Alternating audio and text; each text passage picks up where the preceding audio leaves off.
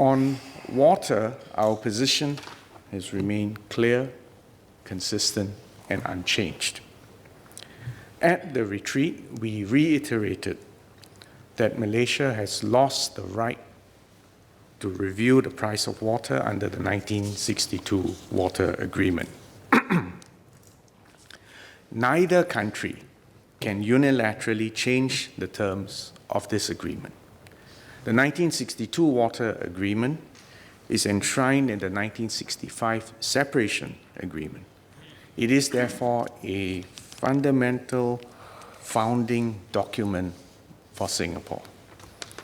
Our AGs are having further discussions on the differing positions of both sides on the legal right to review the price of water under the 1962 Water Agreement. Whilst Malaysia is apparently most concerned about the price of raw water, this issue cannot be viewed in isolation. First, if there is any revision in the price of raw water, it is obvious that the price of treated water that Singapore sells to Johor will also have to be revised. This is obvious. Second, at the retreat, Prime Minister Lee highlighted Singapore's grave concerns about the multiple pollution incidents which have affected the Johor River and the long-term yield of the Johor River. Members of the House would be aware, and I think Minister Masagos reminded us of this over the last 2 days, of the recent case of ammonia pollution in the Johor River on the 4th of April 2019. This is the 7th pollution incident in the Johor River since 2017, which led to a shutdown of our waterworks. Further, Johor has built at least 2 water treatment plants upstream of PUB's Johor River waterworks, and we also know that the future demands for water in Johor will increase. These 2 Malaysian plants, combined with our Johor River waterworks, are currently drawing more water from the Johor River can yield on a sustainable basis.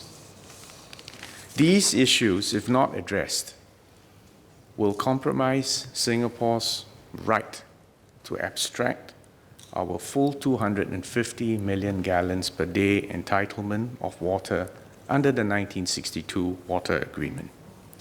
They will also affect the water supply for Johor's own growing needs. And action needs to be taken expeditiously to avoid a potentially more intractable issue in the future. This is a problem which is clear and present, and we can see it looming. Both sides have noted Singapore and Malaysia's mutual interests in identifying appropriate and timely measures, including additional schemes to increase the yield of the Johor River and to safeguard its environmental conditions, and to safeguard, in particular, the quality of the water. Officials from both countries will follow up on this. The 2 foreign ministers have also been tasked to follow up on the water issues that were raised on the retreat. Let me move now to airspace. On the 6th of April 2019, both sides agreed for Malaysia to indefinitely suspend its restricted area over Pasir Gudang, and for Singapore to withdraw the instrument landing system procedures for Seletar Airport. The ILS procedures will be replaced with GPS-based instrument approach procedures. The technical agencies from both countries are currently engaged in discussions with a view to implementing the GPS-based instrument approach procedures soon for both the northern and southern approach. At the retreat, Malaysia reiterated its intention to review the existing arrangements for air traffic services provision over southern peninsular Malaysia pursuant to the 1974 Operational Letter of Agreement that was signed by Malaysia and Singapore. It is very important to note that this 1974 Operational Letter of Agreement, in fact, operationalizes decisions which were reached at the 1973 Asia-Pacific Regional and Navigation Meeting held under the auspices of the International Civil Aviation Organization. This decision sets out the recommendations that were agreed to by both Singapore and Malaysia, as well as other regional states, and was subsequently approved by the ICAO Council. Thus, any review of the existing airspace arrangements should take into account both countries' needs and interests, as well as the interests of other stakeholders, including the airlines and the ICAO, the International Civil Aviation Organization. Any proposal to change the current arrangements must also be in accordance with ICAO standards, processes, and procedures, and the 1973 decision I mentioned earlier.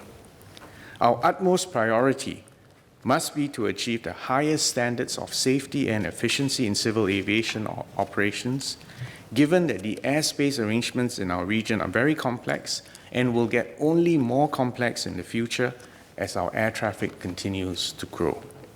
Discussions on the review of the 1974 Operational Letter of Agreement will involve consultations with many regional and global stakeholders. This will take time. It cannot be rushed. Singapore will discuss these matters with Malaysia in good faith and in the spirit of bilateral cooperation.